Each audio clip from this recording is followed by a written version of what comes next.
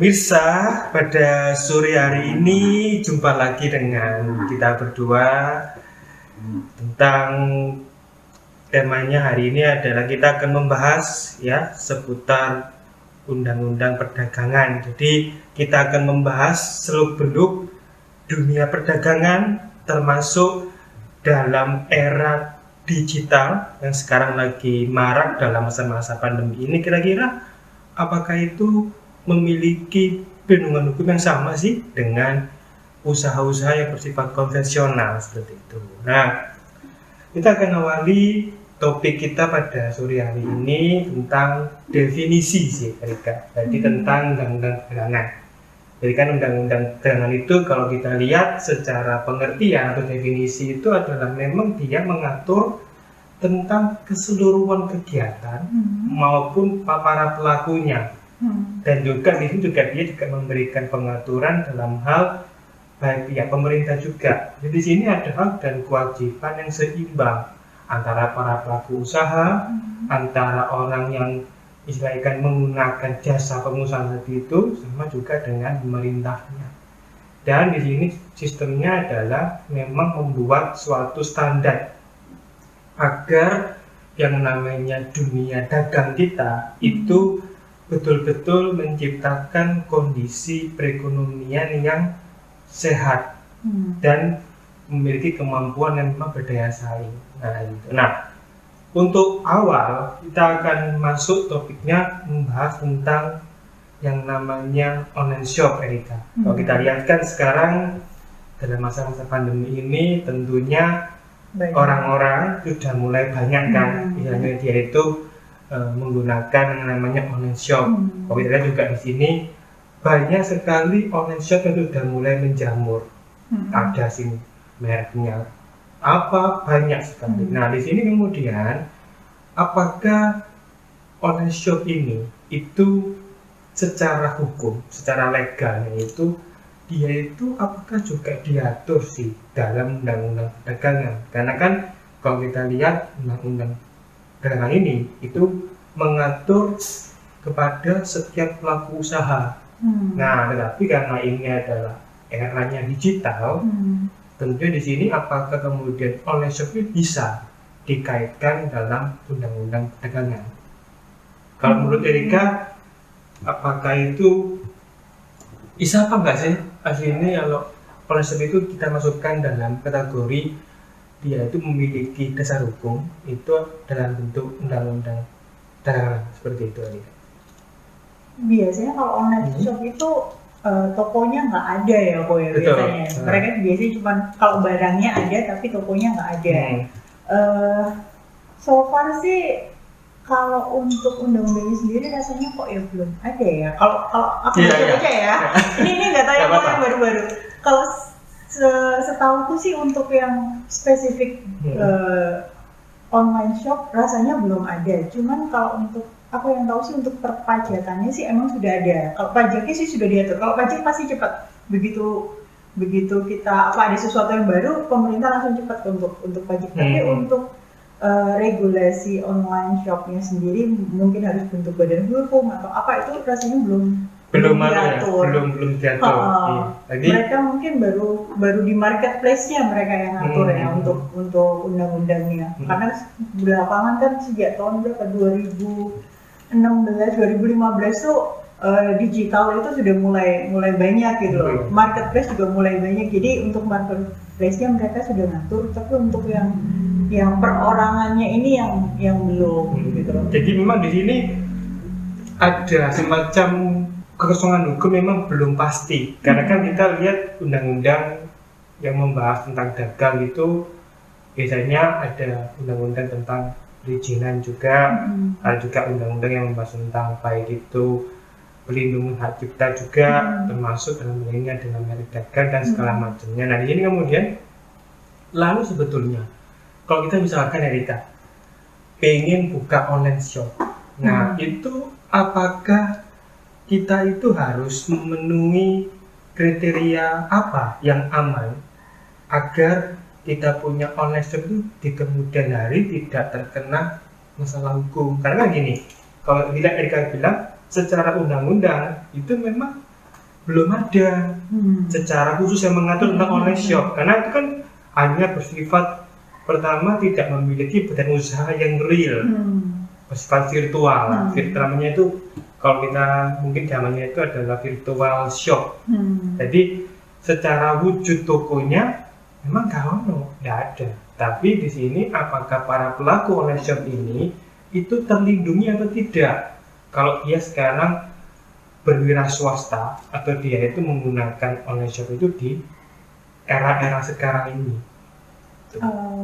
Kalau seandainya mereka ikut di marketplace itu mungkin lebih aman dan lebih gampang ya, karena untuk bikin online shop sendiri untuk ngeran suatu website itu sendiri nggak murah sih kok, dan banyak hal yang harus dilakuin gitu loh. Itu lebih ribet. Jadi kebanyakan mungkin kalau orang sekarang mau buka online shop pasti mereka buka di marketplace yang ada ya. Aku nggak nyebutin merek ya. Ada di Indonesia ini banyak gitu. Banyak.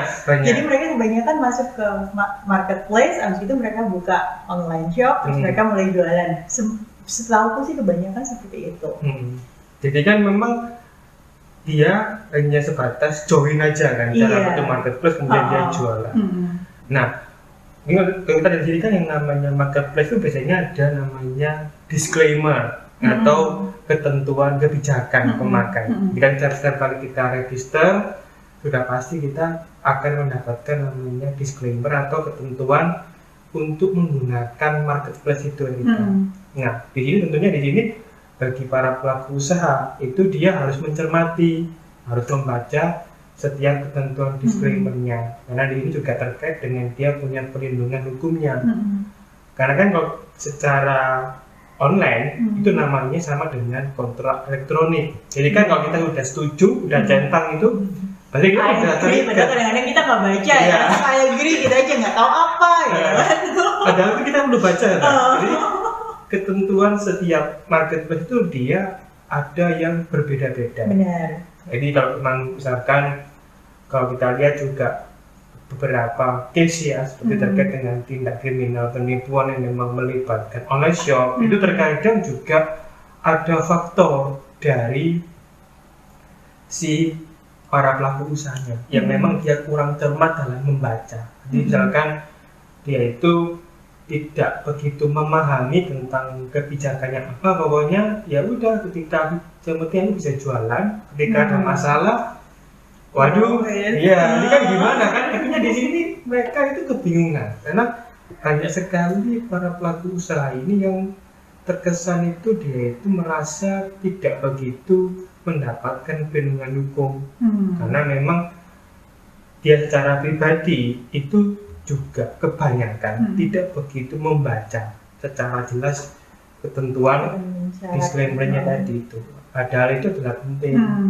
Nah makanya kemudian karena munculnya ini semua, munculnya banyak case tadi itu terkait dengan dunia dagang kita, tadi itu mulai juga istilahnya mungkin yang dikatakan juga kan ada direktorat sekarang itu dari pihak yang berwajib juga mengeluarkan khusus satuan terkait dengan cybercrime. Itu pun karena memang saking banyaknya, karena sangat-sangat merasakan terkait dengan tindak pidana cyber tadi itu. Nah di sini kemudian menjadi salah satu atensi dari pihak yang berwajib juga itu memang terkait dengan penegakan hukumnya secara khusus dalam ini. Nah karena ini kan belum masuk ke dalam undang-undang yang resmi tentang online shop, tentunya di sini juga bagi para pengguna atau para pelaku itu kan juga seharusnya sih ya, kalau menurut Sugi sih mestinya sih dia juga mengikuti ketentuan-ketentuan yang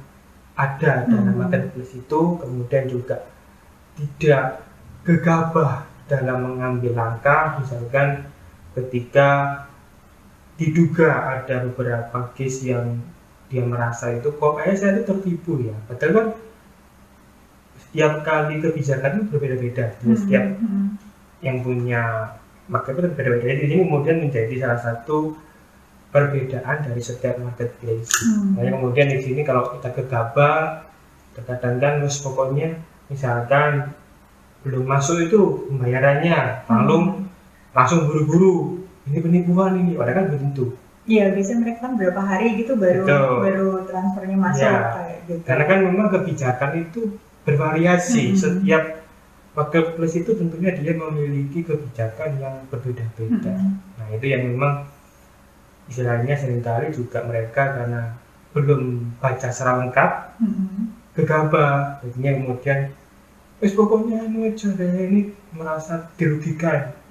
Padahal kalau emang kebijakannya mungkin masuknya 3 hari setelah pembayaran, itu secara dia udah setuju ya udah setuju gitu aja, dia udah centang, berarti kan memang dia sudah mengikuti. Kalau ketika ada transaksi kemudian sudah dia terima yang namanya istilahnya order tadi itu dan dia sudah menjalankan, ya udah, jadi kan dia bisa menerima itu setelah 3 hari untuk pembayarannya. Nah, itu mungkin kadang-kadang mereka itu tidak begitu membaca seperti itu. Nah, lalu Erika, yang namanya dagang kita itu kan juga kalau kita lihat tidak terlepas dari yang namanya itu teks ya.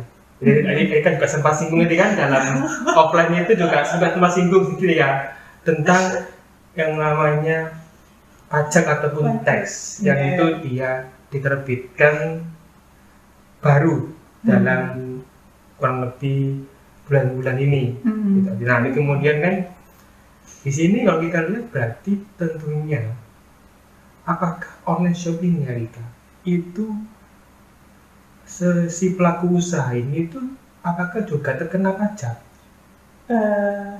Aku tadi itu baru baca sepintas sih, totalnya 288 halaman, belum kebaca semua, maaf. Oke. Cuman di awal-awal itu basicnya sih yang dari dia tuh kayak turunannya Undang-Undang Cipta Kerja sama Menteri Keuangan dibikinin mereka punya keputusan itu. Mungkin kalau orang pajak sudah common sih apa yang kayak dikenakan orang. Aku tadi baru baca di depan-depan aja sih kayak misalnya WNI yang wajib pajak atau WNA yang wajib pajak, terus ada beberapa kegiatan yang dikenakan pajak. Itu sih so far sih Mas yang aku bilang sih itu rasanya common ya. Maksudnya kalau orang yang mengerjain pajak itu sudah ada. Nggak tahu yang belakang-belakang tuh belum nyampe halaman ratusan belum sih tadi. Cuman so far sih emang tiap pemerintah itu selalu update kok untuk pajak ya. Aku nggak tahu kenapa kalau yang lain tidak. Tapi kalau pajak itu mereka pasti begitu keluar peraturan apa Menteri Keuangan langsung keluar pajak sekian itu sudah langsung otomatis diatur sih. Jadi kayak contohnya untuk marketplace aja sudah ditentuin untuk penjualan barang itu sudah langsung kena PPN seperti itu. Aku nggak tahu kalau untuk fee ikut marketplace berapa, aku nggak begitu ngeh ya. Cuman rasanya pasti mereka ada dikenain untuk fee masuk di marketplace. Jadi mungkin kalau harganya 10.000 mungkin mereka dapatnya cuma sekian ribu, nggak sampai 10.000. Cuman aku nggak tahu sih karena nggak pernah buka online shop, jadi aku nggak begitu. Apakah ketika kita kan buka online shop itu kan ada kita pakai logo ya, kan logonya apa gitu, kemudian sebagai kita itu punya merek dagang di sana. Menurut Erika itu kalau diregisterkan itu memang wajib atau tuh pilihan? Lalu kemudian sebenarnya fungsinya apa sih Erika? Oke, kenapa kita harus mendaftarkan kita punya merek usaha? Kalau untuk merek usaha itu pilihan sih, karena terus terang ada fee untuk mengurus itu dan itu tidak murah gitu loh. Cuman pertimbangkan lagi kalau emang mau buka itu, maksudnya long term ya, bukan cuma buka setahun terus habis itu tutup ganti nama baru. Selama bukan seperti itu, emang mau bikin merek gitu, maksudnya mau branding, mungkin sebaiknya untuk didaftarkan. Karena apa? Begitu suatu merek itu mulai branding, dia mulai boom, banyak orang yang tahu, itu biasanya banyak banget yang ngopi. Cuman logonya diambil, gambarnya diambil, kan orang sudah tahu nih logonya, namanya diganti sedikit gitu, itu sudah orang nggak pernah perhatian kan, barangnya sama. Contohnya tempo hari itu apa yang sempat ramai, ayam geprek apa itu loh, itu kan sempat viral. Sempat viral, jadi aku sempat kok bisa ya gitu loh, baca lucu juga ya orang-orang ini, jadi hampir mirip, jadi orang melihatnya ya, oh ini ternyata punya orang lain loh gitu, meskipun dengan barang yang sama gitu loh. Itu mungkin yang perlu dicermati sih sama pemilik usaha, kalau aku bilang seperti itu. Nah, lalu kemudian Erika, kan yang namanya tadi itu kan pedagang kan, jadi kan kita juga secara kewajiban memang untuk kita itu agak juga terlindungi dari hal seperti itu. Nah, lalu sebenarnya begini, mekanismenya kalau kita mendaftarkan merek dagang Erika, itu apakah harus Bisa ke memenuhi kita kan, Bo? persyaratan? Bisa ke kita itu, Bo. Apakah bisa memenuhi persyaratan? Kalau gini, apakah itu apa ya? Harus memiliki persyaratan khusus, misalkan kalau kita ingin daftarkan merek itu, apakah itu kita tuh harus apa ya? Harus menyiapkan dokumen-dokumen yang Iya, harus. lengkap. Kayak contohnya sih biasanya logo ya, kayak logo perusahaan sih biasanya seperti itu. Jadi logo perusahaan, nama perusahaan, kapan didaftarkan, seperti itu sih, itu harus dilampirkan. Tapi kalau nggak mau repot bisa kan ya, kok? Iya. Itu dengan cara menggunakan konsultan. Iya. Iya. Itu kan kemudian untuk bermudah. Iya, kadang-kadang orang nggak mau ribet ya, daripada nyiapin segala sesuatunya. Habis itu mereka juga kadang-kadang kalau namanya pengusaha itu sudah pusing untuk urusan mereka punya intern perusahaan masing-masing sih, mereka mesti sudah pusing, itu nggak mau lah ribet urusin cuman. Jadi seperti konsultan Iya, aja. mending dikasih ke konsultan biar konsultannya yang ngurus seperti itu. Jadi kan memang dia istilahnya memberikan kepercayaan kepada konsultan untuk menghandle seperti itu. Nah, lalu apakah di sini jangka waktunya? Karena gini, kalau kita lihat kan namanya merek dagang itu kan untuk proses pendaftaran itu dengan estimasi kurang lebih bisa setahun lebih Erika. Jadi kan memang itu kan cukup lama. Karena gini, tergantung adalah orang yang menerima kita punya pendaftaran. Karena di dalam konteks kantor tadi, di tempat pemerintah yang di bidang merek tadi, itu kan ada beberapa petugas yang memang itu berfungsinya memang untuk mendaftarkan merek kita. Nah, itu kan memang terbagi dalam beberapa orang. Nah, kita terus kan apakah di sini itu kita itu bisa memastikan kalau itu merek itu bakal cepat atau lama. Kalau menurut Sugi terus terang sih itu sih ada beberapa perbedaan Erika. Karena ada yang beberapa yang dia itu register terus kemudian itu berlangsung cukup lama, karena juga tergantung dari si kebijakan dari yang punya kewenangan dari pemerintah kita. Karena kan yang namanya proses register merek itu berada di pihak pemerintah, bukan di kitanya. Kita hanya mendaftarkan dengan beberapa dokumen, mereka yang melihat dan mereka yang memeriksa secara lengkap. Nah, untuk estimasi waktunya bisa bervariasi, Erika. Jadi kadang Sugi pernah bisa sampai hampir 8 tahun. Serius kok? 8 tahun. 8 bulan. 8 bulan. 8 bulan. Terus kemudian juga di sini ada yang kurang lebih hampir setahun lebih lagi. Cuma ya gitu, karena itu memang fluktuatif, tergantung dari tugasnya tadi yang memang memeriksanya, sama juga tergantung dari range-nya. Range-nya jadi total orang-orang yang meregister, karena kan itu pasti banyak para pelaku usaha yang memang mendaftarkan, karena jumlahnya terlalu banyak, sehingga di sini tentunya proses pemeriksaannya pun juga harus sabar mengantri.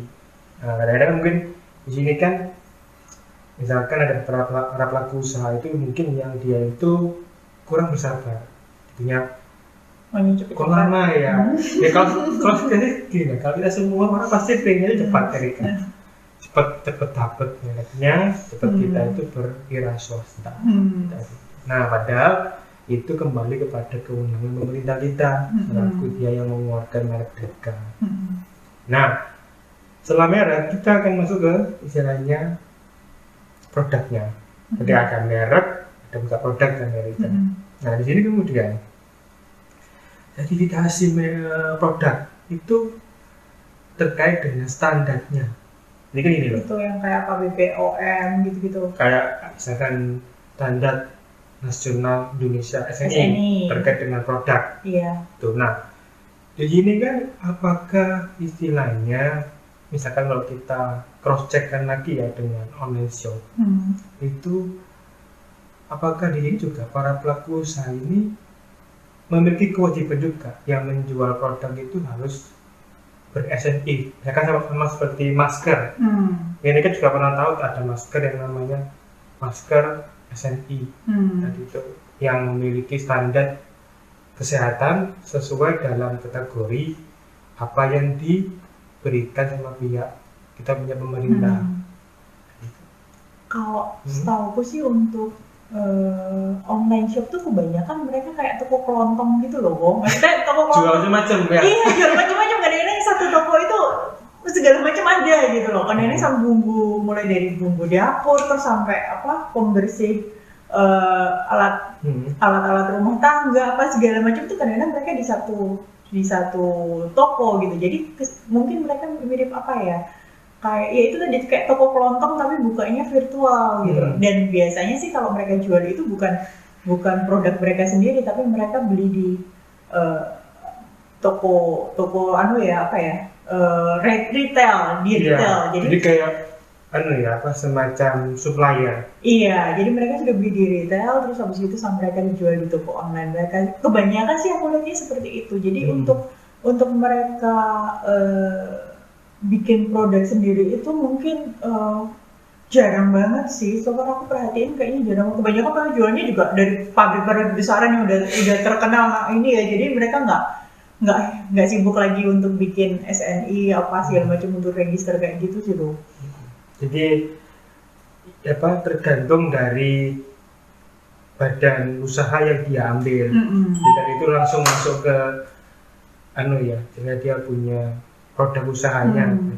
Dan untuk usernya sendiri, untuk pembelinya sendiri kebanyakan mereka sudah naik. Aku baca kadang-kadang di chatnya tuh mereka nanyanya udah detail banget kan. Ini ada misalnya makanan gitu ya, ada BPOM-nya enggak gitu. Terus ini expired date-nya kapan gitu. Kayak gitu sih. Jadi aku pikir untuk end user kita ini udah bagus ya gitu. Mereka lebih detail sebelum mereka beli itu udah oke sih. Nah, misalkan gini Rika, kalau misalkan ada orang yang buka online shop tuh misalkan, nah ini kan sih para netizen juga perlu tahu toh. Apakah kita punya online shop itu kita harus punya izin nggak sih? Izin usaha. Karena gini, izin usaha itu adalah izin yang memang terkait dengan apa yang kita lakukan. Dalam hal ini adalah online shop. Jadi izin yang berkaitan dengan dunia usaha kita selaku pelaku online shop. Enggak sih, kalau izin rasanya masih belum ya, belum sampai ke situ sih. Cuman mereka wajib pajak itu iya. Jadi berapapun pendapatan mereka itu harus dilaporkan seperti itu. Meskipun mereka personal ya, meskipun bukan PT gitu, personal juga harus dilaporkan seperti itu. Cuman kalau untuk perizinan online shopnya sendiri rasanya mereka juga enggak lah. Apalagi kalau ikut yang marketplace tadi, kebanyakan mereka sudah main buka terus pasang aja foto-foto dagangannya apa aja gitu udah jalan buka gitu. Dan itu prosesnya juga nggak lama sih gitu. Maksudnya dari buka dari mulai daftar sampai buka itu paling berapa sih register kayak gitu 2-3 hari kayaknya sudah online. Nah kemudian kalau misalkan kita lihat lagi undang-undang kita yang mengatur dagang itu kan juga ada juga berhubungan dengan perizinan. Ya, ada juga berhubungan izin usaha juga karena itu kemudian apakah yang namanya perizinan itu Rika itu sebetulnya dengan kondisi pandemi seperti ini itu izin usaha kita ini apakah lebih mudah atau sama aja atau malah lebih sulit karena kan dengan munculnya berbagai macam tadi itu ada online shop, ada kemudian istilahnya dengan tax macam yang baru. Nah itu kemudian apakah ini berefek kepada ketatnya suatu izin usaha sih? Gitu? Kalau izin usaha sendiri sih sekarang lebih spesifik sih Bu, karena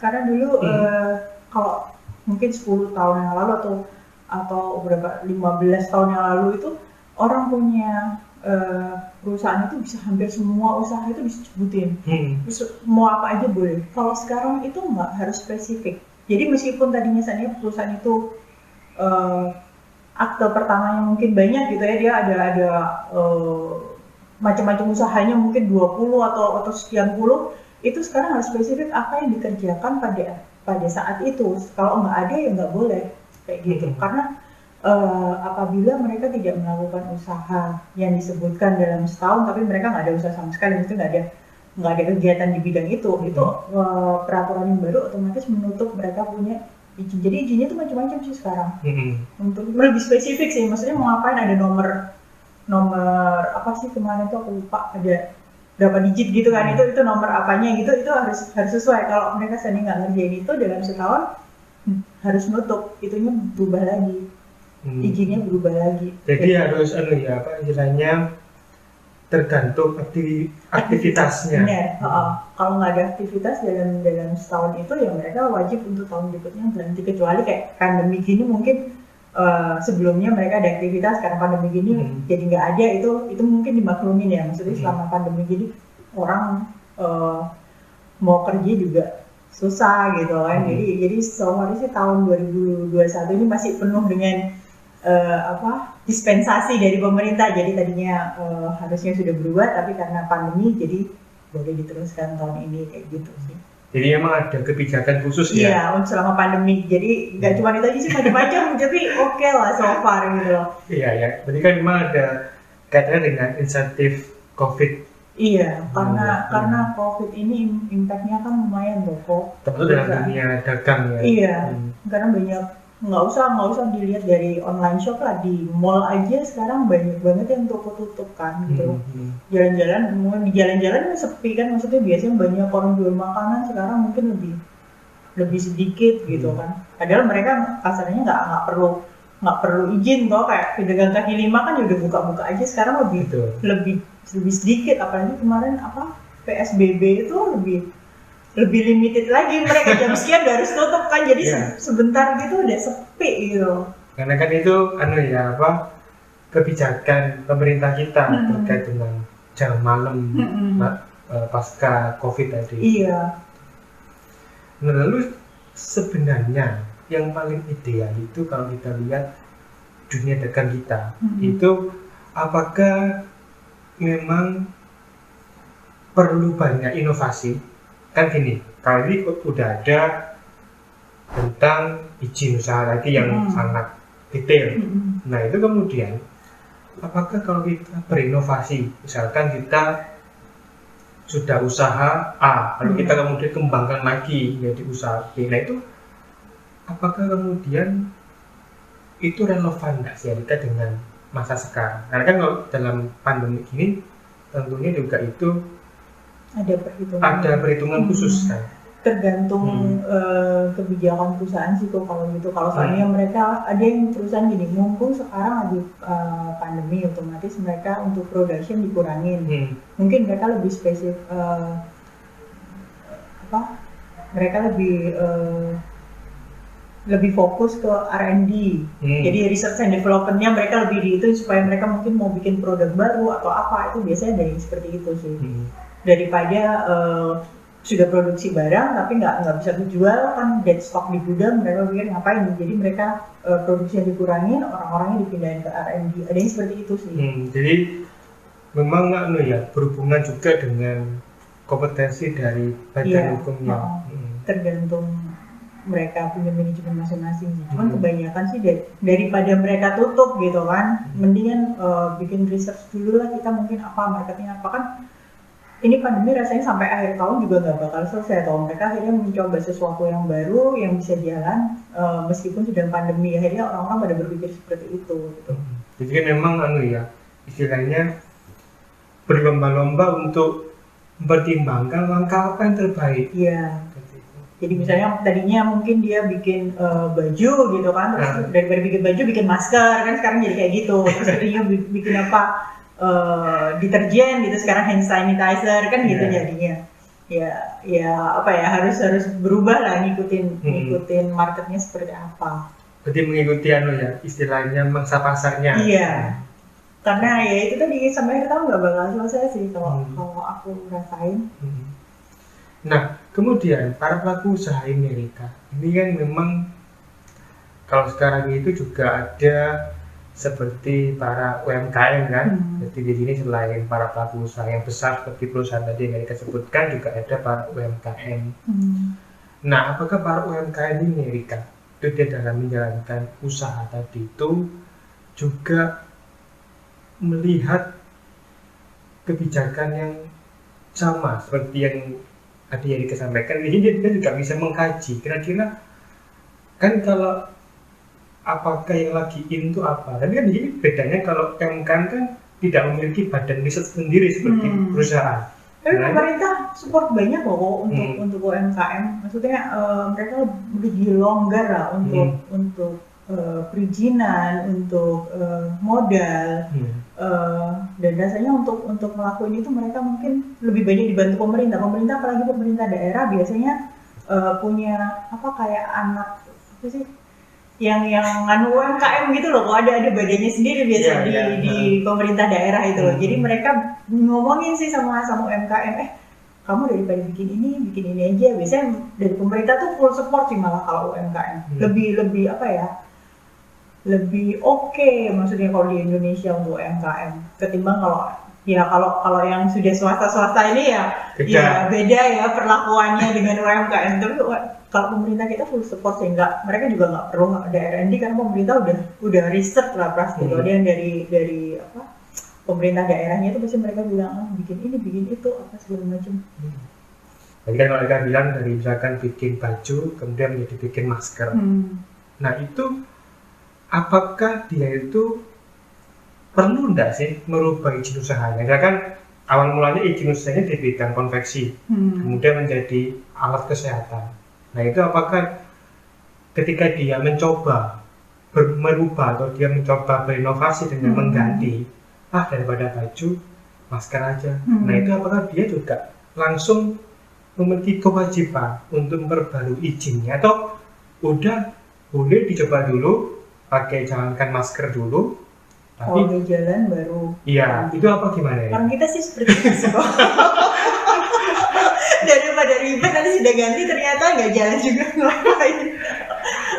Orang kita sih seperti itu, cuman kalau yang benernya sih ya dirubah. Kalau itu online kan, jadi tinggal masukin aja datanya apa, barangnya kita mau jual apa kan seperti itu, terus masukin nomor register apa terus itu cepet sih, nggak rumit karena semua sekarang sudah bisa online gitu loh. Cuman ya balik lagi, kadang-kadang orang males banget kan gitu loh, login lagi lama kan gitu. Jadi sih kerjaan dulu aja, nanti kalau udah oke baru. Jadi emang masih istilahnya mencoba dulu, siapa tahu bisa pada ini. Kalau seandainya oke, omsetnya gede gitu ya oke lah kita anuin ya gitu. Banyak kan sih seperti itu. Tambah lagi kan ya, kalau kita lihat kan para pelaku usaha itu biasanya juga memiliki gudang. Kayak istilahnya tempat penyimpanan. Nah, kalau kita lihat dalam undang-undang yang mengatur tentang ketentuan dagang, itu kan ada kewajiban untuk mendaftarkan gudangnya. Benar. Tujuannya apa? Biar di sini itu para pelaku usaha ini tertib administrasi. Jadi di sini setiap yang pemilik gudang itu dia memiliki kewajiban untuk mendaftarkan.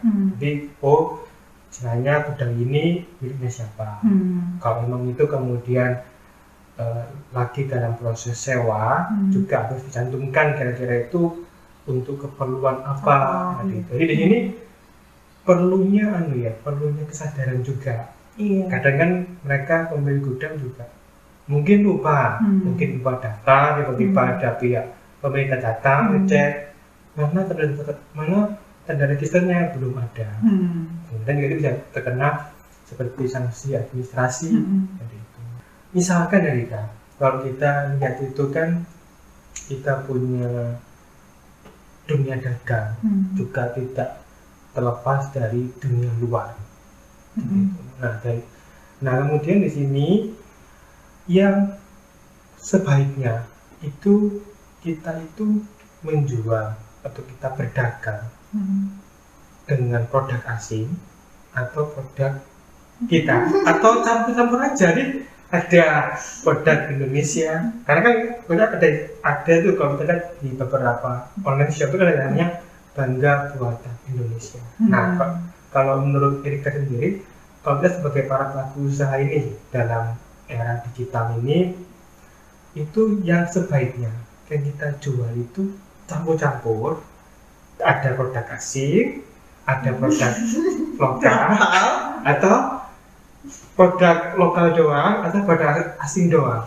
Kalau itu sih balik lagi sih, kalau di kantorku personally sih aku pasti milih, karena untuk supply-nya juga mesin-mesin ya, jadi untuk itu biasanya udah spesifik, itu pasti produk asing.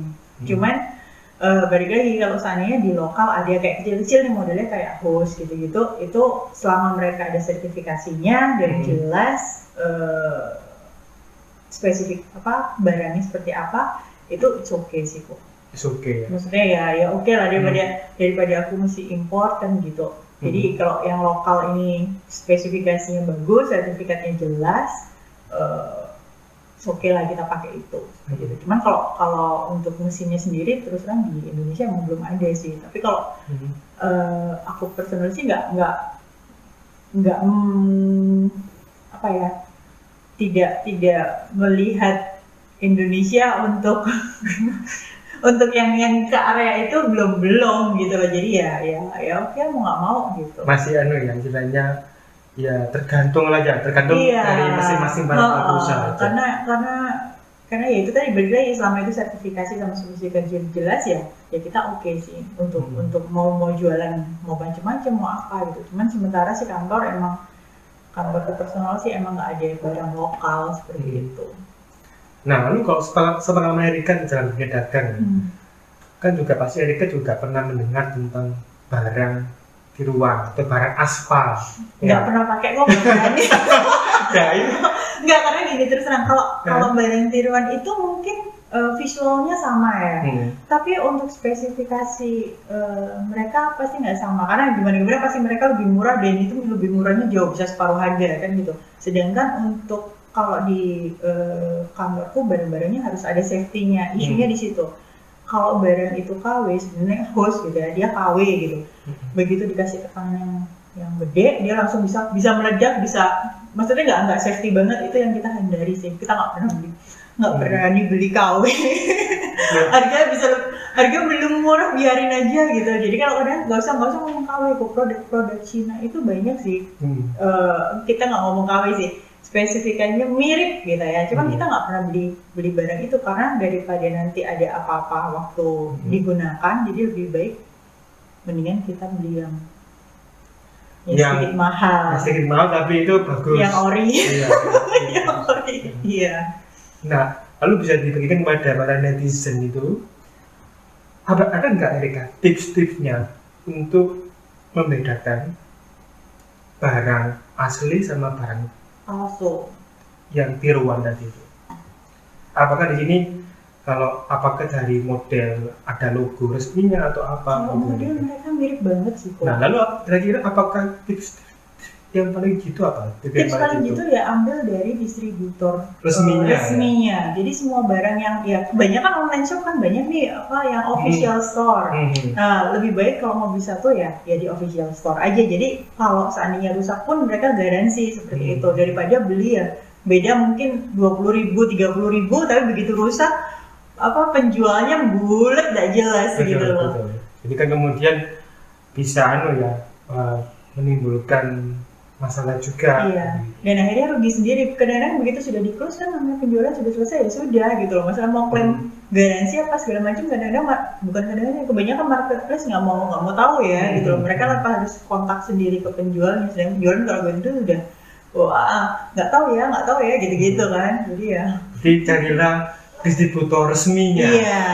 Official store.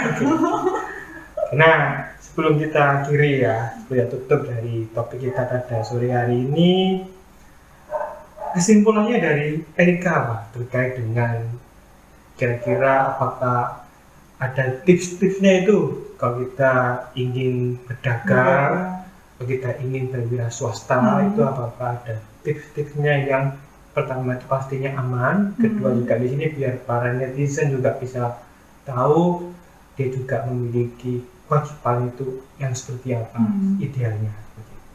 Kalau tipsnya sih nomor satu pasti carilah marketplace yang terpercaya, apapun itu mereknya.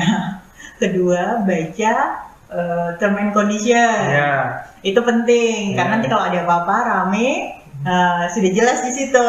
ya. Kalau saya tambahkan ya para pemirsa, kalau dari saya tuh kesimpulannya adalah pertama, ikuti kita punya undang-undang. Karena kan ada juga undang-undang tentang dagang secara khusus, juga ada undang-undang tentang merek dan segala macam yang mengatur tentang dunia perdagangan. Jadi bacalah dulu kira-kira apa aja secara hukum yang perlu diketahui sebelum melangkah. Jadi biar di sini walaupun para netizen mungkin bukan orang yang sebagai praktisi, tapi dia di sini juga alangkah baiknya memiliki budaya membaca. Benar. Jadi selain membaca bisnis juga membacalah hukum, jadi biar mengerti seperti itu. Itu sih. Oke. Jadi sampai di sini ya kita pada sore hari ini. Kita akan sambung di episode yang akan datang seperti itu. Bye bye. Suka dengan video dari The Kopral Java? Jangan lupa follow us di Instagram and subscribe our video in YouTube.